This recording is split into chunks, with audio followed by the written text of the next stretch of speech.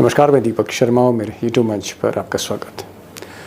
दोस्तों, हरियाणा चुनाव में सारे सर्वे, वोटिंग से पहले और वोटिंग के बाद, ओपिनियन पोल या एग्जिट पोल, सारे सर्वे भले ही कांग्रेस को जिता रहे हो, कांग्रेस की सरकार बना रहे हो, लेकिन बीजेपी के चीफ मिनिस्टर नायब सिंह सैनी ने आज शाम अचानक सबको चौंका दिया। नायब सिंह सैनी ने, यानी बीजेपी चीफ मिनिस्टर ने कहा, सिटिंग चीफ मिनिस्टर ने कहा कि उनके पास सारी व्यवस्थाएं हैं, सारी व्यवस्थाएं उनके पास हैं, यानी सारे इंतजाम हैं चुनाव जीतने के। हमारे पास सारी व्यवस्थाएं हैं, आप चिंता मत करिए। अब दोस्तों, कल्पना कीजिए, मुख्यमंत्री के बगल में स्पीकर बैठे हैं और दूसरी तरफ उनके साथ बीजेपी के स्टेट चीफ बैठे हैं, और ऐसे में मुख्यमंत्री ये कह रहे हैं सारी व्यवस्थाएं उनके पास हैं। अब कैमरे के सामने अचानक वो बोल गए, सारे इंतजाम हमारे पास हैं। और यहीं पर बात नहीं रुकी, उन्होंने आगे एक और इशारा किया। उन्होंने कहा कि 8 अक्टूबर को जब मशीनें खुलेंगी तो जीतेगी बीजेपी, और कांग्रेस कहेगी कि मशीनों की वजह से हारे हैं, मशीनें खराब थी, यानी मशीन पर कांग्रेस सवाल उठाएगी। 8 तारीख को हम सरकार बना रहे हैं, मेरे पास सभी रिपोर्ट्स हैं। 8 तारीख को जनता देगी जवाब और ये कहेंगे कि ईवीएम है खराब।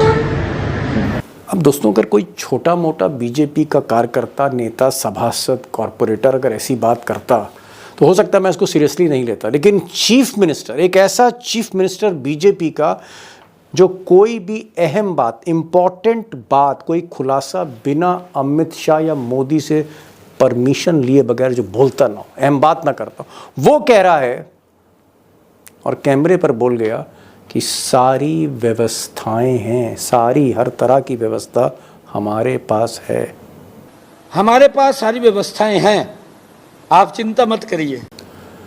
अब दोस्तों, मशीनें खुलने से कुछ घंटे पहले, नतीजे आने से कुछ वक्त पहले, अगर मुख्यमंत्री, बीजेपी का चीफ मिनिस्टर इस तरह की बात कर रहे हैं, जिनके अंडर में आज भी चीफ सेक्रेटरी है, डीजीपी है, कप्तान है, कलेक्टर है, रिटर्निंग ऑफिसर है, पूरी व्यवस्था है जिनके हाथ में, डबल इंजन की सरकार है, इधर नायब सिंह सैनी, उधर अमित शाह और मोदी बैठे हैं, और इस तरह की बातें की जा रही हैं, वो भी कुछ घंटे पहले, नतीजे आने से पहले।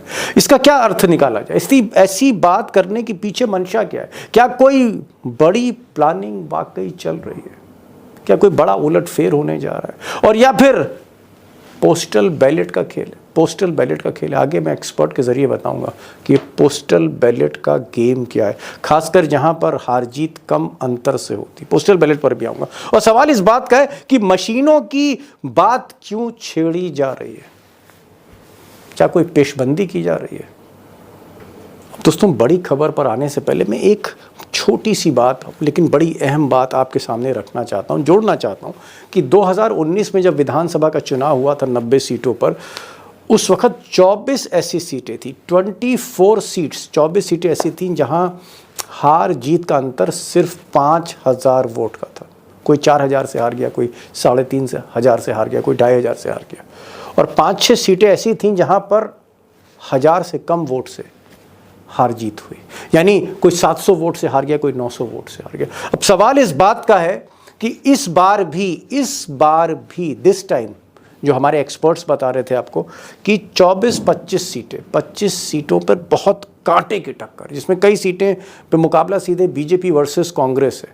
सवाल इस बात का है कि अगर वहां पर, ऐसी सीटों पर हार जीत 2,000, 2,500, 3,000 वोटों के अंतर से होती है, तो क्या फिर पोस्टल बैलेट का खेल भी खेला जा सकता है?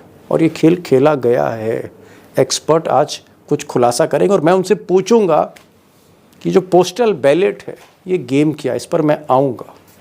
और एक बात मैं और कहना चाह रहा हूँ आपके सामने कि अगर कांग्रेस की हवा है, कांग्रेस के पक्ष में हवा है, एग्जिट पोल मोहर लगा रहे हैं, तो फिर आखिरी वक्त पर ये सस्पेंस क्यों क्रिएट किया जा रहा है? इस तरह का सस्पेंस क्रिएट करने का ऑब्जेक्टिव क्या है, मोटिव क्या है, मंशा क्या है, इरादे क्या है?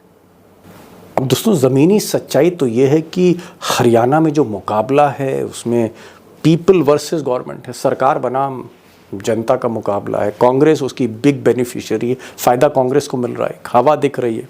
और जितनी भी सीटें हैं 90 सीटें, उनका जो भी सर्वेक्षण आ रहा है या हमारे जो एक्सपर्ट्स जा रहे हैं, और पिछले कई दिनों से एक एक सीट का मैं सर्वे कर रहा हूँ, अगर उसके बावजूद भी इस तरह का सस्पेंस क्रिएट किया जा रहा है कि जहां बीजेपी के स्टेट चीफ बैठे हों, स्पीकर हों, चीफ मिनिस्टर हों, और व्यवस्थाओं की बात हो रही है कि सारी व्यवस्थाएं हमारे पास हैं, एक बड़ा सवाल है, एक सस्पेंस क्यों क्रिएट किया गया? क्या ब्यूरोक्रेसी, जो रिटर्निंग ऑफिसर है, या जो पुलिस है, जो कप्तान है, जो होम सेक्रेटरी है, चीफ सेक्रेटरी है, इन सबको एक मैसेज दिया जा रहा है, मैसेज दिया जा रहा है, और इस मैसेज के पीछे ऑब्जेक्टिव क्या है?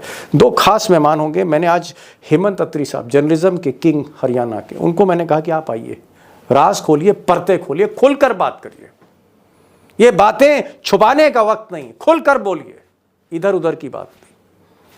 हेमंत अत्री हैं, उनको ज़रूर सुनिएगा, क्योंकि it's a very big question. हो सकता है जम्मू कश्मीर में, जहाँ हुकूमत आपको पता है किसके पास है आज की तारीख, जम्मू कश्मीर, हरियाणा, आगे भी, और ये सब चीज़ें पहले भी हुई हैं। और आज के जो खास मेहमान हैं, उमाकांत लखेड़ा, 1991 से चुनाव आयोग कवर कर रहे हैं, और हेमंत अत्री भी हरियाणा के साथ साथ चुनाव आयोग की कवरेज करते रहे हैं। दो खास मेहमान हैं, आखिर तक सुनिए। सवाल छोटा नहीं है, हल्का नहीं है, समझने की जरूरत है इसको। अत्री साहब, पिछली बार 2019 में तकरीबन 20 से 25 सीटें ऐसी थीं जहां पर हार जीत का अंतर बहुत कम था, 4-5 हजार था, 4-5 हजार वोट से हार जीत हुई थी।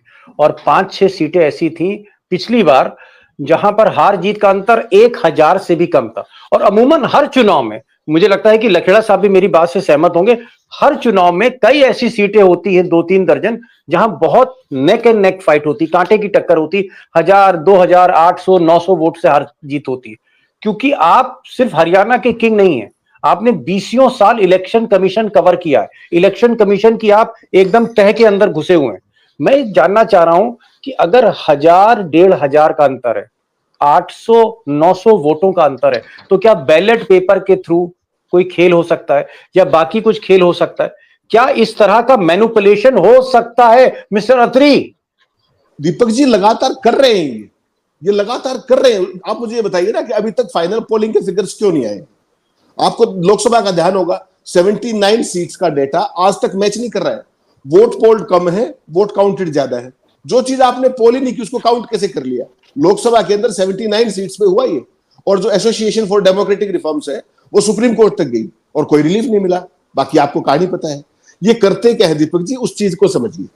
ये कंफ्यूजन क्रिएट कर दिया, एक माहौल बना दिया, उसके बाद फाइनल डेटा दो मत, और फिर ये क्या करेंगे, वहां पर जो काउंटिंग है, अगर वहां थोड़ी सी भी लापरवाही हुई और दुर्घटना घटी, ये क्या करते हैं? 2019 का एग्जांपल देता हूं मैं आपको, और उससे बड़ा एग्जांपल हरियाणा के अंदर नहीं हो सकता।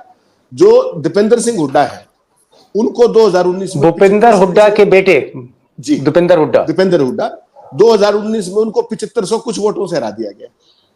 क्या किया गया? उस खेल को समझिए, हरियाणा की जनता समझ जाएगी उसको। इलेक्शन कमीशन का रूल है कि पोलिंग, जो काउंटिंग शुरू होगी, उसमें सबसे पहले पोस्टल बैलेट गिने जाएंगे। फर्स्ट राउंड पोस्टल बैलेट का हमेशा होता है, हम रोज डिबेट करते हैं आपके साथ जी। पोस्टल बैलेट गिने जाएंगे, और उसके बाद सारी की सारी ईवीएम टच की जाएंगी।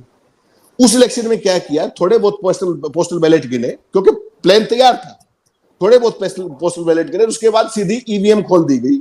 और वो जब मार्जिन जहां तक गया, मार्जिन जैसे भी गया, और आखिर में ये कह दिया गया, दीपेंद्र वहां तक जीते हुए थे ईवीएम तक, फिर ये कहा गया कि पोस्टल बैलेट गिन लेते हैं। और वो पोस्टल बैलेट जब गिने, अच्छा, तब तक दीपेंद्र हुड्डा जीत रहे थे, ईवीएम तक जीत रहे थे वो लगातार। उसके बाद कहा कि पोस्टल बैलेट ले आओ, और पोस्टल बैलेट आते गए, और 7500 से ऊपर वोट से दीपेंद्र को हरा दिया गया आधी रात को। तो ये खेल जो करते हैं, बेसिकली इसमें कुछ चीजें मैं बता दूं आपको साफ। पोस्टल बैलेट एक पक्ष, डेटा ना बताना पोलिंग का दूसरा पक्ष, और इलेक्शन कमीशन की चुप्पी इस सारे खेल पे लगातार। चाहे लोकसभा के चुनाव की काउंटिंग, आज तक भी चुनाव आयोग ने मुंह नहीं खोला कि डेटा मिसमैच कैसे कर रहा है। इसी चुनाव की बात कर रहा हूं, आज तक चुनाव आयोग ने मुंह नहीं खोला कि पोलिंग से ज्यादा काउंटिंग कैसे होगी वोटों की। सवाल ये है। और तीसरी सबसे महत्वपूर्ण बात यह है, जो हरियाणा के, इसको बड़ा इफेक्टिवली रोका भी जा सकता है, ऐसी बात नहीं। अगर हरियाणा के जो बीजेपी कांग्रेस के नेता हैं, अगर वो इसको ठान ले कि वो नहीं होने देंगे, तो इनका सारा खेल ध्वस्त भी हो सकता है। केवल 2 मिनट का काम करना है उसमें। जो फार्म 17C जो कांग्रेस पार्टी के सारे कैंडिडेट्स ने इकट्ठे किए हैं, उसमें क्या होता है, सबसे ऊपर होता है मशीन का सीरियल नंबर, फिर होता है उस बूथ पर कितने वोट पोल हुए। जब जैसे ही मशीन आए, सबसे पहला काम आप कराइए कि पोस्टल बैलेट गिनिए, सारे काउंटिंग खत्म कीजिए, तब ईवीएम को हाथ लगाने देंगे। तो क्लियर हो गया पोस्टल बैलेट का, कोई एक भी बचेगा तो हम बाद में काउंट नहीं करने देंगे, तय कर लीजिए, क्योंकि कंडीशन है, चुनाव आयोग का कानून। सेकंड चीज है, जैसे ही ईवीएम आए पहले उसे सीरियल नंबर मैच करो कि ये वही ईवीएम है, और उसके बाद कितने वोट पोल्ड है और कितने निकले उसको मैच कर लीजिए, तो फिर ये कुछ नहीं कर पाएंगे। तीसरी सबसे इंपॉर्टेंट बात हरियाणा में पॉजिटिव पक्ष क्या है कि हरियाणा सरकार के कर्मचारी, क्या कहा था नायब सिंह सैनी ने, याद है ना आपको, कि 8 अक्टूबर को सबकी चुड़ी टाइट करूंगा। तो वो तो नायब सिंह सैनी कर पाएंगे या नहीं कर पाएंगे, लेकिन इन कर्मचारियों के साथ सरकार खेला नहीं कर सकती, वो कोई चीज गड़बड़ नहीं होने देंगे। तो अगर आपका काउंटिंग एजेंट समझदार है, वो इन चीजों को मैच कर लेता है, तो कर्मचारी भी सरकार के बुलावे में नहीं आएंगे। अत्री साहब मैं अभी आ रहा हूं, आपके पास आ रहा हूं। मैं एक सवाल जरा लखेड़ा साहब से पूछूं कि इलेक्शन कमीशन की इनको भी बड़ी जानकारी। लखेड़ा साहब, जब सारे एग्जिट पोल आ गए, अर्नब गोस्वामी का भी आ गया, आज तक का भी आ गया, रजत शर्मा का भी आ गया, जितने भी मोदी जी की वाहवाही करने वाले पत्रकार हैं, एंकर हैं, सबने कहा कि नहीं साहब, हरियाणा में तो कांग्रेस आगे।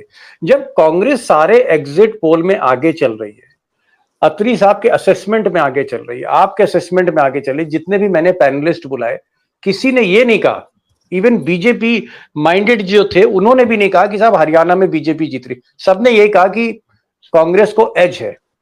तो जब कांग्रेस सारे सर्वेज में आगे चल रही है, तो मुख्यमंत्री अब ईवीएम की बात क्यों कर रहे हैं? क्या वो ब्यूरोक्रेसी को ये चेतावनी दे रहे हैं कि भाई हमारे साथ रहना, काउंटिंग में खेल नहीं होना चाहिए और हम ही लौट रहे? इसका पर्पस क्या है? आज शाम को मुख्यमंत्री, बीजेपी के स्पीकर और बीजेपी के स्टेट प्रेसिडेंट, 3 टॉप लीडर ही क्यों बोल रहे हैं? Why this confusion? इसका मकसद क्या है लखेड़ा साहब?